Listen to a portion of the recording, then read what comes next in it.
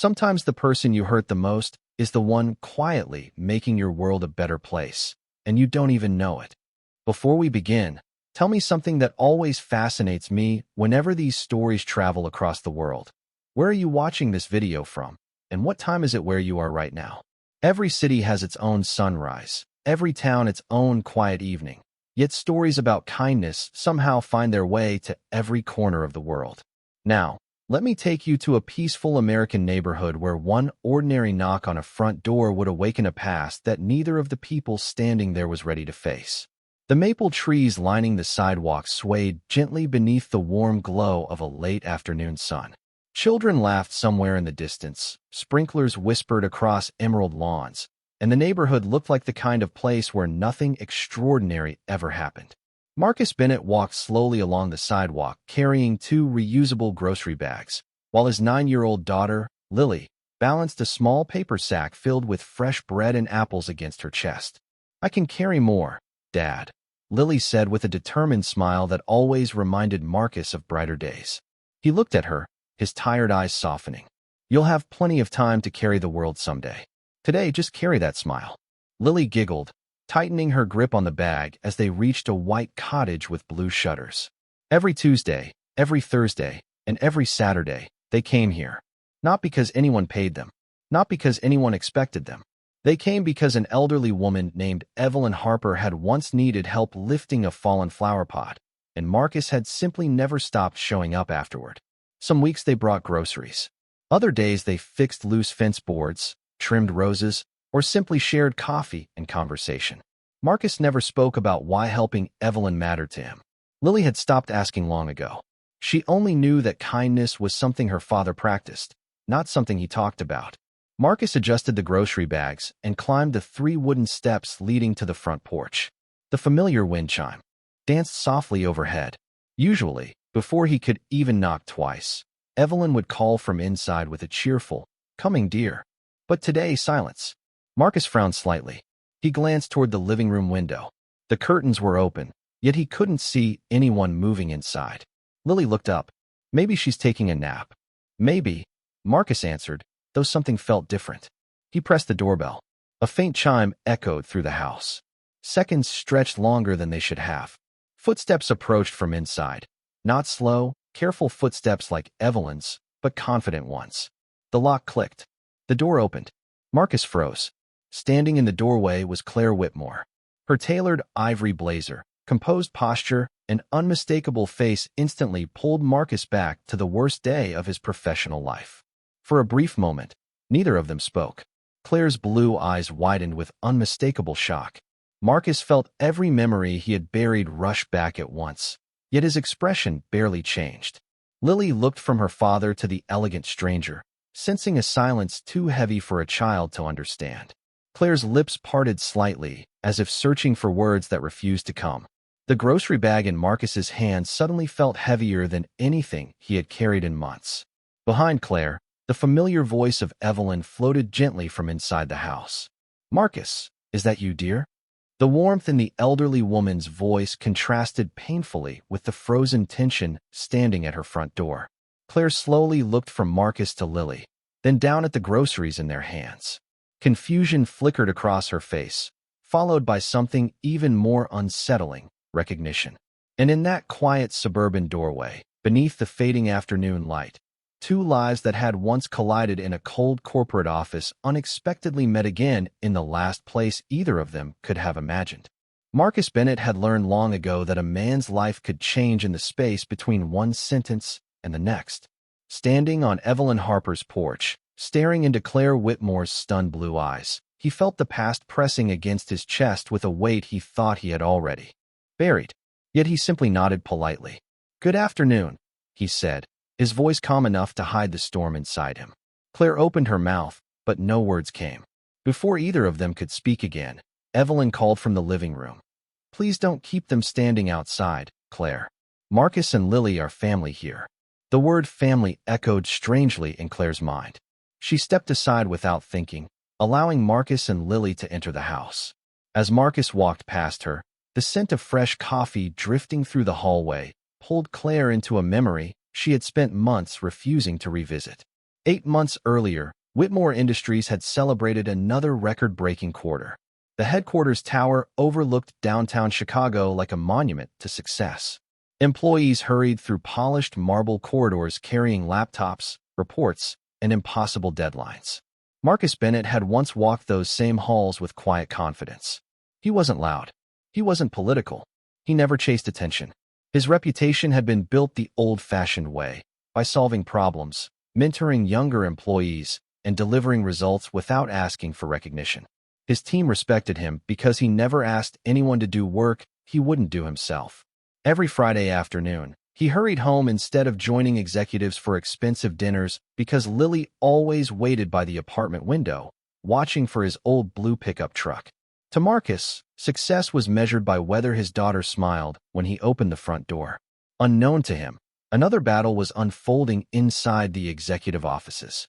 Victor Langford, the company's ambitious chief operating officer, had been manipulating financial approvals for months. Marcus had unknowingly questioned several unusual transactions during an internal review. He never accused anyone directly. He simply requested additional documentation, believing every discrepancy deserved an honest explanation. Victor immediately recognized the danger. A careful, ethical manager was far more threatening than an outspoken critic. Quiet people often notice details others ignored. Within days, confidential emails appeared suggesting Marcus had violated compliance procedures. Selected records were rearranged. Context disappeared. A rushed internal investigation began before Marcus even realized he was under suspicion. Claire Whitmore had become CEO only 6 months earlier after her father's retirement due to illness. Determined to prove she could lead without favoritism, she relied heavily on reports prepared by senior executives. Victor presented a polished summary, complete with timelines, highlighted documents, and confident conclusions. Everything appeared undeniable.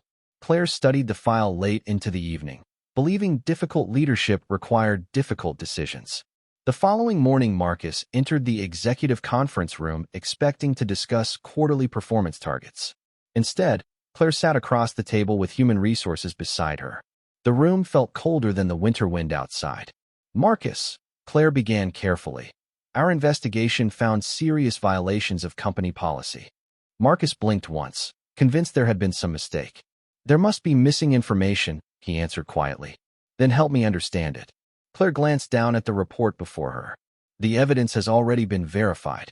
Marcus looked from one face to another, searching for someone willing to ask one more question before ending a career built over 15 years. No one did. He never raised his voice. He never slammed the table. He simply placed his employee badge on the polished wood and stood. I hope one day, he said with quiet dignity, the truth receives the same attention these accusations did. Then he walked away carrying nothing except a small cardboard box containing family photographs, Lily's hand-drawn Father's Day card, and a coffee mug that read World's Best Dad. Outside the building, snow had begun falling across the city. Marcus sat inside his truck for several minutes without starting the engine. His phone vibrated. It was Lily. Dad, are you still coming to my school concert tonight? Marcus closed his eyes for a moment before smiling to himself. I wouldn't miss it for anything, he answered. In that instant, he made a silent promise. They might have taken away his career, but they would never take away the kind of father he chose to be. The first few weeks after losing his job felt strangely quiet. Marcus Bennett had expected anger. He had expected outrage. Instead, what settled over his life was silence. Every morning, he still woke before sunrise out of habit. He still ironed his shirts, still packed Lily's lunch, and still tied her backpack zipper the way he always had because it tended to catch near the top. The only difference was that, after dropping her off at school, he no longer drove toward the gleaming towers of downtown Chicago. Instead, he searched for whatever honest work he could find. One week, he unloaded delivery trucks before dawn. The next, he repaired fences for a local contractor. On weekends, he stocked shelves at a neighborhood hardware store. None of the jobs lasted long, but Marcus accepted each one with the same quiet dignity he had once carried into executive meetings. Every paycheck mattered. Every dollar meant another week of stability for Lily. They moved from their comfortable apartment into a much smaller duplex on the edge of town. The furniture no longer matched. The kitchen was barely large enough for 2 people to stand inside together. The air conditioner rattled loudly every summer afternoon. Yet Lily never complained. One evening, she looked around the tiny living room and smiled. "It's smaller," she admitted, "but it still feels like home." Marcus smiled back. "Home isn't measured in square feet." "Then what is it measured in?" she asked. He looked at her for a long moment before answering. "Who's waiting for you when you walk through the door?" Lily wrapped her arms around him without saying another word. Moments like that reminded Marcus why he refused to let bitterness take root inside him. Life had become harder, but it had not become hopeless.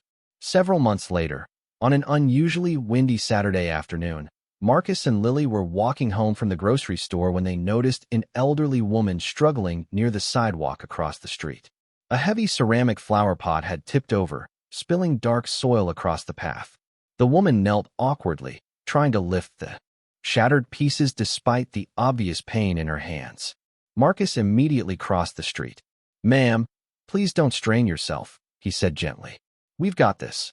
The woman looked up, embarrassed. "I'm afraid these old bones aren't listening to me anymore." Marcus smiled warmly. "They've earned the right to be stubborn." Lily knelt beside the flowers, carefully gathering the roots before they dried in the afternoon sun. Together, father and daughter cleaned the sidewalk, replanted the flowers, and carried the remaining pots onto the porch. The elderly woman introduced herself as Evelyn Harper. She insisted they come inside for lemonade before leaving. Her cottage felt warm in a way that expensive houses often did not. Family photographs covered nearly every wall. Fresh cookies cooled on the kitchen counter. Classical music drifted softly through the living room. Evelyn thanked them repeatedly, but Marcus brushed aside every expression of gratitude. "Everyone needs a little help sometimes," he said simply. Before leaving, he quietly repaired the loose porch railing he had noticed while carrying the flower pots. Evelyn watched from the doorway with curious eyes. Most people would have fixed the obvious problem and gone home. Marcus seemed to notice the little things nobody else saw. A week later, Marcus returned to check whether Evelyn needed groceries. The following visit, he replaced a broken porch light. Another afternoon, he repaired a leaking garden hose. Lily helped organize old photo albums, watered flowers, and listened patiently as Evelyn shared stories about growing up in a different America. Slowly, without anyone planning it, a routine began to form. Tuesdays, Thursdays, Saturdays. They always knocked. Evelyn always smiled before opening the door. Marcus never accepted money. If Evelyn insisted, he simply asked her to bake an extra pie for Lily instead. What Marcus never knew was that the elegant silver-framed photograph sitting quietly on Evelyn's piano showed a younger woman standing proudly beside her. The smiling woman in that picture was Claire Whitmore. Neither Marcus nor Lily ever asked who she was. And Evelyn, for reasons even she could not fully explain, never volunteered the answer. Claire Whitmore had visited her mother's cottage hundreds of times throughout her life. Yet lately, every visit felt painfully rushed. Running Whitmore Industries consumed nearly every waking hour. Board meetings replaced family dinners. Investor calls interrupted birthdays. Even when she sat beside Evelyn at the kitchen table, her phone often rested face down beside her coffee, vibrating with problems that never seemed to end. "You're here," Evelyn said with a gentle smile one Saturday afternoon, "but your mind is still downtown." Claire looked up apologetically. "I'm trying, Mom." Evelyn reached across the table and squeezed her daughter's hand. "No, sweetheart. You're surviving. There's a difference." Before Claire could answer, someone knocked on the front door. 3 familiar knocks. Evelyn's entire face brightened. "That'll be Marcus and Lily." Claire noticed the excitement immediately. It was the kind of smile she had not seen on her mother's face in months. "They never forget Saturdays," Evelyn said proudly as she walked toward the entrance. Claire remained in the kitchen, casually stirring her coffee while listening to cheerful voices in the hallway. A little girl's laughter echoed through the house. A warm, calm male voice greeted Evelyn with genuine affection. There was nothing forced about the conversation. No politeness out of obligation. It sounded like people who had slowly become part of one another's lives. Curious, Claire stepped quietly into the living room. Through the partially open doorway leading to the backyard, she saw a tall black man repairing one of the loose hinges on Evelyn's old garden gate, while a young girl patiently watered roses nearby. Neither of them appeared to know anyone was watching. Marcus worked carefully, tightening each screw before testing the gate several times. When he finished, he noticed another board beginning to split along the fence.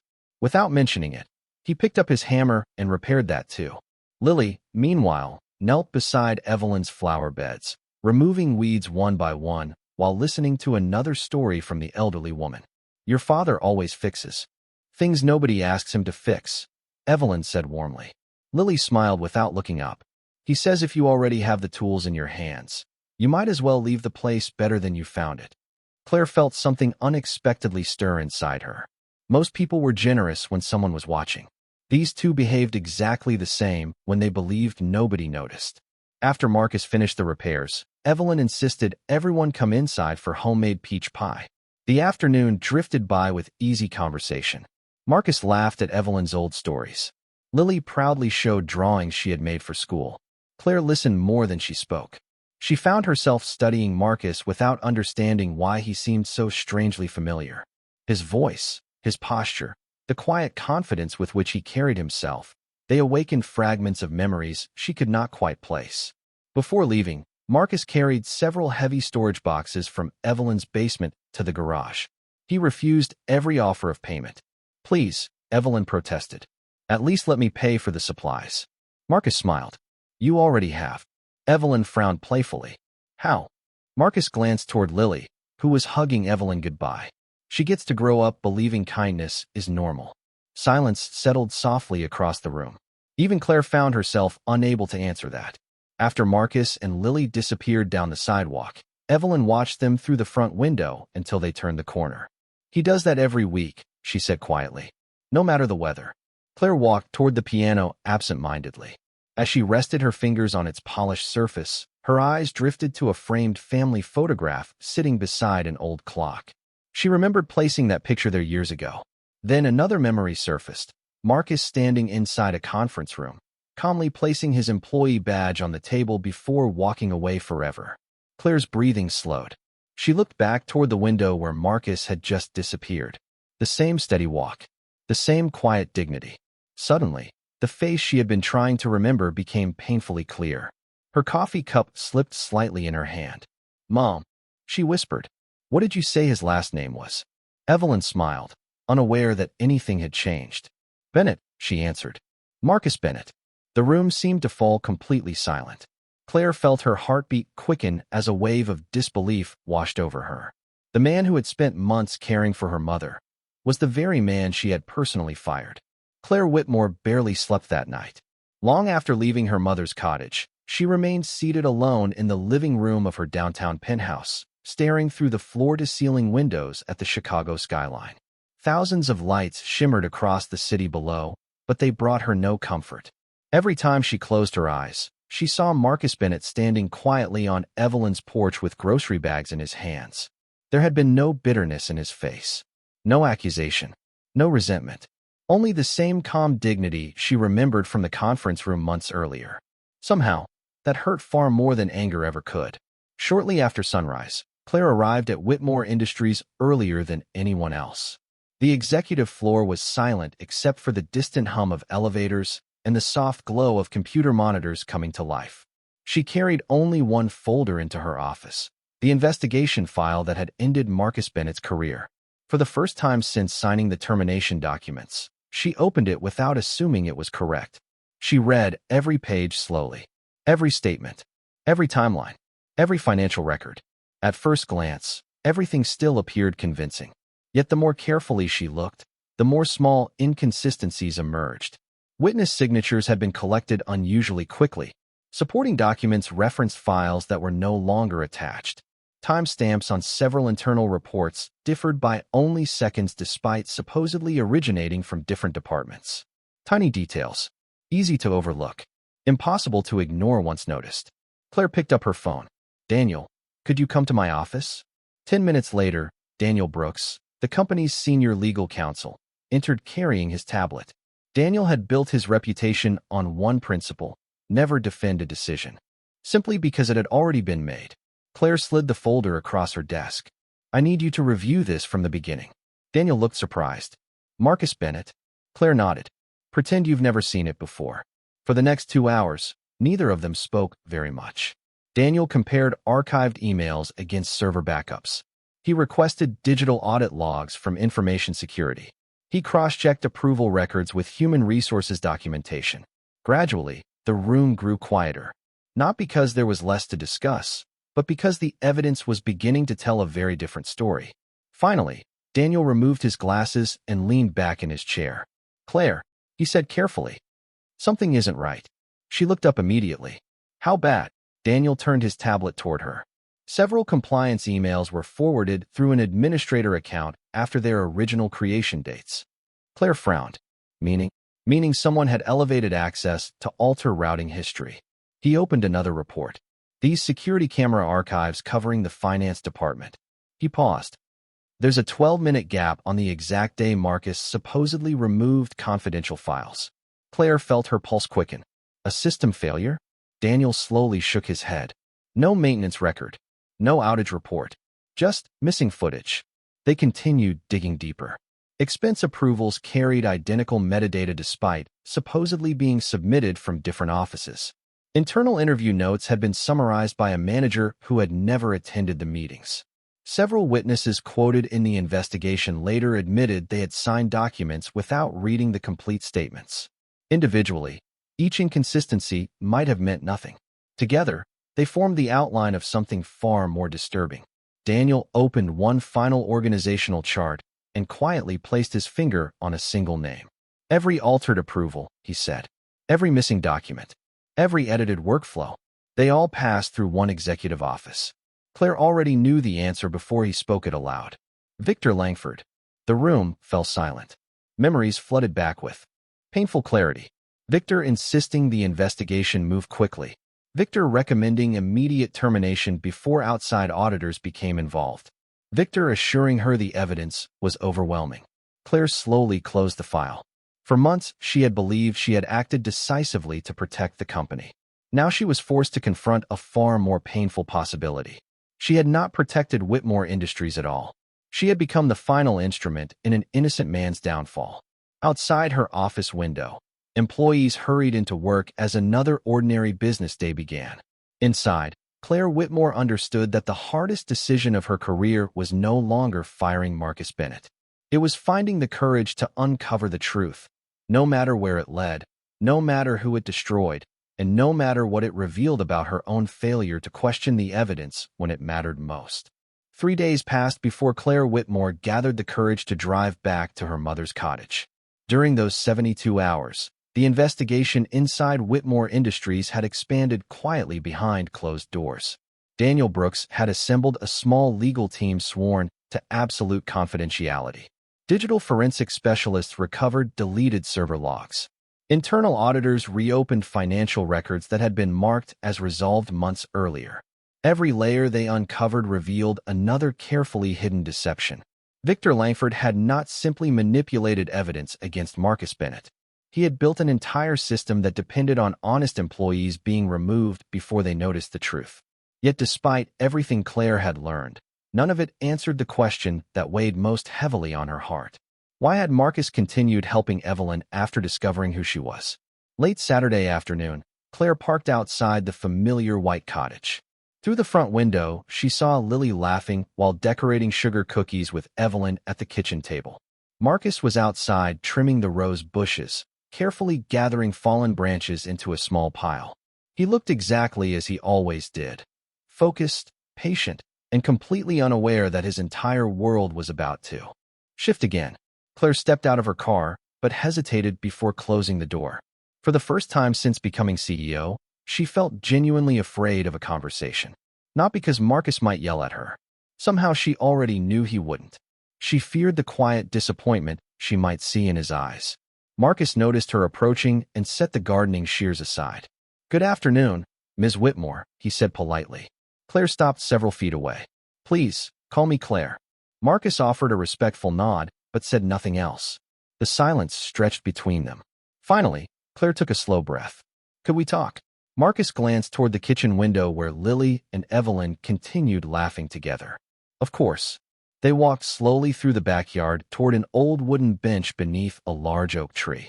Leaves drifted gently around them as the afternoon breeze carried the scent of fresh-cut grass.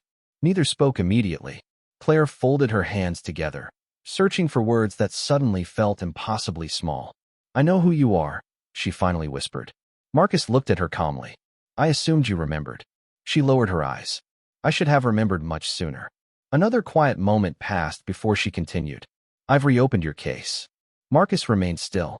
"The investigation was manipulated," Claire said, her voice beginning to tremble. "Evidence was altered. Reports were falsified. Daniel believes Victor Langford orchestrated everything." Marcus closed his eyes briefly, not in surprise, but almost in relief. "I wondered how long it would take." Claire looked at him in disbelief. "You suspected?" "I suspected something wasn't right," Marcus answered gently. "But suspicion isn't proof." Claire felt tears gathering despite every attempt to remain composed. "Marcus," she said softly, "I failed you." He didn't answer immediately. Instead, he watched Lily through the kitchen window as she proudly held up a cookie for Evelyn to admire. "When I left that building," Marcus finally said, "I was angry for one day." Claire stared at him. "Only one day?" He nodded. "After that, I had a daughter who still needed breakfast every morning." Children don't pause their lives because adults make mistakes. Claire struggled to find words. "I don't know how to apologize for what happened." Marcus turned toward her with the same steady expression she remembered from the conference room months earlier. "An apology matters," he said quietly. "But what matters more is what happens after it." Claire felt those words settle deep inside her.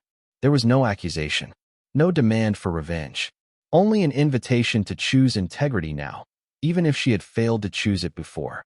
She swallowed hard. "If you'll allow me," she said, "I'm going to make this right." Marcus looked toward Evelyn's garden, where newly blooming roses swayed gently in the wind. "Don't do it for me," he replied. "Do it for every honest employee who's still walking those hallways, hoping the truth matters." Claire nodded slowly. In that single sentence, Marcus reminded her what leadership was supposed to be.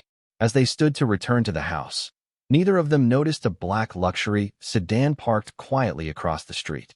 Behind its tinted windows, Victor Langford lowered a pair of binoculars and stared toward the cottage with growing concern. He had just witnessed something he never believed possible. Claire Whitmore and Marcus Bennett were no longer standing on opposite sides of the story.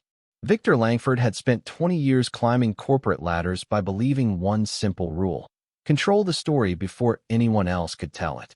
That belief had carried him from middle management to the executive suite. It had earned him wealth, influence, and the trust of people who mistook confidence for integrity. But as he watched Marcus Bennett and Claire Whitmore walk back toward Evelyn Harper's cottage together, something unfamiliar settled into his chest. Fear. Real fear. By Monday morning, Victor had already begun covering his tracks once again. Several archived files disappeared from the company's internal servers. Two managers who had quietly followed his instructions during the original investigation suddenly received generous severance offers. One former contractor was offered a consulting contract on the condition that he remember events correctly if anyone asked questions. Victor understood that truth was dangerous only when enough people connected the pieces. His goal was simple: keep every witness isolated. Inside Whitmore Industries, however, events were moving faster than he realized. Claire had authorized a full, independent forensic audit without informing the executive board. Daniel Brooks worked alongside outside investigators who reported directly to the board's ethics committee rather than company leadership. Every recovered email, every restored backup, and every financial record added another piece to a puzzle that was finally beginning to reveal its complete picture. Late Tuesday afternoon, Daniel entered Claire's office carrying a thick binder. He placed it quietly on her desk. "We found the original compliance report Marcus submitted." Claire looked up immediately. "The one that disappeared?" Daniel nodded. It wasn't accusing Marcus of misconduct. He opened the binder to a highlighted page. He had actually identified irregular vendor payments connected to shell companies. Claire's expression hardened. "Victor's shell companies?" "We're almost certain." Daniel turned another page. Marcus wasn't under investigation. He paused before adding softly, "He accidentally started one."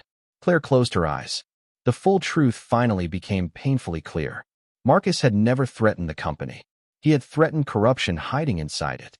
Removing him had never been about discipline. It had been about protection, just not protection of the business. Protection of the people stealing from it. Meanwhile, Marcus continued living exactly as he had before. Before sunrise each morning, he delivered supplies for a local warehouse. In the afternoons, he coached Lily's neighborhood basketball team whenever work allowed. On Thursdays and Saturdays, he still visited Evelyn's cottage, repairing loose cabinets, replacing broken fence boards, or simply sharing coffee while Evelyn told stories that somehow became funnier every time she repeated them. He never asked Claire how the investigation was progressing. He never called Daniel for updates. Lily noticed one evening as they walked home. Beneath the orange glow of streetlights, "Dad?" she asked quietly. "Aren't you curious?" Marcus smiled gently. "About what?" "Whether they're going to fix what happened." Marcus adjusted the grocery bag in his hand before answering. "Curiosity is different from depending on something." Lily looked puzzled. He continued walking. "If I need someone else's decision before I can have peace, then they still control my life." Lily thought about that for several steps. "So you're already okay?" Marcus looked down at his daughter. "I'm already grateful. Even after everything. Especially after everything." He nodded toward the stars beginning to appear above the city skyline. Hard seasons taught us things comfortable seasons never could. Unbeknownst to Marcus, those words would soon become more important than he imagined. 2 days later, the Whitmore Industries Board of Directors assembled for an emergency executive session. Every board member received copies of the forensic audit only moments before entering the conference room. Victor Langford walked in wearing his usual confident smile, unaware that every person seated around the polished mahogany table had already read the evidence against him. Claire sat silently at the head of the room. The binder before her contained hundreds of pages documenting fraud, evidence tampering, obstruction of internal investigations, and financial misconduct stretching back years. She waited until the doors closed before speaking. "Mr. Langford," she said calmly, meeting his eyes across the table, "before this meeting continues, is there anything you'd like to tell us?" For the first time in his career, Victor realized he was no longer the one controlling the story. The executive boardroom remained silent after Claire Whitmore asked her question. "Mr. Langford, is there anything you'd like to tell us?" Victor Langford looked around the polished mahogany table with practiced confidence. Faces he had worked beside for years stared back at him without expression. He smiled faintly, believing he still had room to maneuver. "I'm not sure what this meeting is about," he replied calmly. "But if this concerns the Marcus Bennett matter, I assure everyone the investigation followed proper procedures." Claire did not answer immediately. Instead, she slid the thick forensic report across the table. "Then perhaps you'd explain why deleted emails were recovered from your executive account." Victor's smile faded only slightly. Anyone with administrator access could manipulate records. Daniel Brooks spoke for the first time. "Except these emails were forwarded from your encrypted security token." Another binder appeared. Then another. Financial transfers, vendor contracts, digital audit trails, witness statements. Every excuse Victor attempted collapsed beneath another piece of evidence. 20 years of carefully hidden deception unraveled page by page. Finally, one of the independent directors quietly removed his glasses. "Mr. Langford," he said, "did you fabricate evidence against Marcus Bennett?" Victor looked toward Claire, hoping to find hesitation in her face. Instead, he saw only disappointment. Not anger, not hatred, just the unmistakable expression of someone who had finally accepted an uncomfortable truth. The silence lasted nearly a full minute before Victor leaned back in his chair and exhaled heavily. He understood the game was over. Security officers entered moments later. No dramatic struggle followed. No raised voices. Victor simply stood, adjusted his expensive suit jacket one final time, and walked out of the boardroom as every executive watched in complete silence. Sometimes the loudest downfall arrived without a single shout. News spread through Whitmore Industries before lunchtime. Employees gathered quietly around computer screens. Emails from the board confirmed Victor's immediate termination. Federal investigators arrived that afternoon to collect documents connected to the financial fraud. Departments that had lived for years under quiet intimidation suddenly felt different. People spoke more openly. Managers who had remained silent finally volunteered information. The truth, once released, moved faster than fear. 2 days later, Claire asked Marcus to meet her once more. This time inside the headquarters he had left carrying only a cardboard box months before. "Marcus, arrived wearing the same modest navy suit he had worn to countless job interviews after losing everything. The security guard who had once escorted him out now greeted him with visible respect. As Marcus stepped into the executive conference room, every member of the board stood. Claire walked toward him slowly, carrying a single folder instead of an entire investigation. She stopped only a few feet away. "Marcus Bennett," she said quietly, "on behalf of Whitmore Industries, I owe you an apology that should have come months ago." The room remained perfectly still. Claire continued, "You were wrongfully terminated. Your integrity was questioned without justice. Your career suffered because I accepted conclusions before demanding truth." She placed the folder into Marcus's hands. Inside was an official reinstatement letter, full compensation for lost wages, restored executive benefits, company shares, and an offer to return immediately as Senior Director of Operations. "This can never erase what happened," Claire said softly, "but it is our responsibility to acknowledge the truth." Marcus looked down at the documents without opening them. His fingers rested quietly on the folder for several seconds before he closed it again. The board members waited, expecting relief, excitement, perhaps even triumph. Instead, Marcus smiled gently. "Thank you," he said. "It takes courage to correct a mistake." Claire allowed herself the smallest breath of relief. Then Marcus surprised everyone. "But I won't be returning." Several board members exchanged confused glances. Claire looked genuinely stunned. "May I ask why?" Marcus nodded respectfully. "Because my dignity doesn't begin the day I get my title back." He glanced around the room. "These past months reminded me that my value was never sitting behind this building's walls. It was waiting for me every evening at home." He smiled as he thought of Lily. "I forgave this company long before it apologized." The room fell silent once again, but this silence felt entirely different. It was filled not with fear or uncertainty, but with profound respect. In that moment, every executive understood something no business school had ever taught them. The greatest victory is not returning to the place that underestimated you. Sometimes, it is proving you never needed their approval to know your own worth. Autumn arrived quietly in Chicago. The maple trees lining Evelyn Harper's street glowed with shades of crimson and gold, and the cool afternoon air carried the familiar scent of fallen leaves. Nearly 6 months had passed since Victor Langford's arrest. Federal prosecutors had secured multiple fraud convictions using evidence uncovered during the independent investigation, while Whitmore Industries emerged from the scandal with a renewed commitment to transparency. New ethics policies were introduced. Anonymous reporting systems were strengthened. Managers received leadership training centered not only on performance, but on accountability. Claire Whitmore often reminded every new executive of a lesson she had learned the hardest way possible. "Never confuse confidence with truth," she would say. "Evidence deserves questions. People deserve fairness." Yet the greatest transformation had happened far away from the executive boardroom. Every Saturday morning, Marcus Bennett and Lily still walked the familiar sidewalk leading to Evelyn's white cottage. Some traditions never needed changing. Lily had grown taller, her laughter even brighter. Evelyn insisted she was becoming too old to chase her around the garden, though she somehow always managed to do exactly that. Marcus continued fixing whatever quietly needed attention: a squeaky porch step, a leaking faucet, a loose mailbox, a broken picture frame. He still refused payment every single time. One crisp October afternoon, Claire joined them carrying a basket filled with fresh apples from a nearby orchard. There was no awkwardness anymore. No invisible wall separating employer from employee or guilt from forgiveness. They simply shared lunch together on the back porch while golden leaves drifted gently across the yard. Evelyn smiled as she watched them. "You know," she said softly, "families don't always begin the way we expect." Everyone laughed gently. Marcus looked at Claire. "She's right." Claire smiled back. "She's usually right." Lily suddenly reached into her backpack and carefully removed a folded essay from school. "Dad," she asked, "can I read it?" Marcus nodded proudly. Lily cleared her throat before beginning. "My teacher asked us to write about a hero."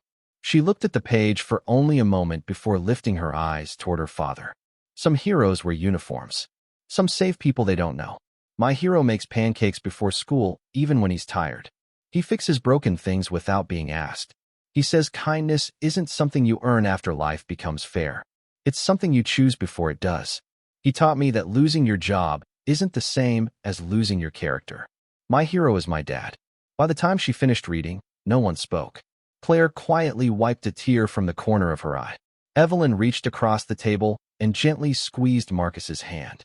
Marcus himself simply smiled, though his eyes shimmered with emotion. "That's the best promotion I've ever received," he whispered. A few weeks later, Whitmore Industries announced the creation of the Marcus Bennett Integrity Scholarship, awarded each year to students pursuing careers in business ethics, public service, and organizational leadership. When Claire invited Marcus to stand on stage during the ceremony, he accepted only after making one condition. "Don't name it after me because I was wronged," he said. "Name it because you want young people to believe honesty is still worth something." The audience rose in a standing ovation that lasted several minutes. As cameras flashed across the auditorium, Marcus instinctively looked toward the front row where Lily sat smiling beside Evelyn and Claire. That was the only recognition he truly needed. Later that evening, father and daughter walked home beneath a sky filled with brilliant stars. Lily slipped her small hand into his. "Dad?" she asked quietly. "Yes, sweetheart. If you could go back, would you change what happened?" Marcus thought carefully before answering. "I would never choose pain," he said, "but I would choose becoming the man that pain helped reveal." Lily nodded thoughtfully. They continued walking in comfortable silence until their house came into view, warm light glowing through the front windows. It was still the same modest home they had moved into after everything fell apart, yet it had never felt richer. Because dignity had built its foundation, kindness had filled its rooms, forgiveness had opened its doors, and love, steady, patient, and unwavering, had always been waiting inside. Sometimes the greatest justice is not watching the people who hurt you fall. It is discovering that while they were trying to take away your future, they never had the power to take away the person you chose to become.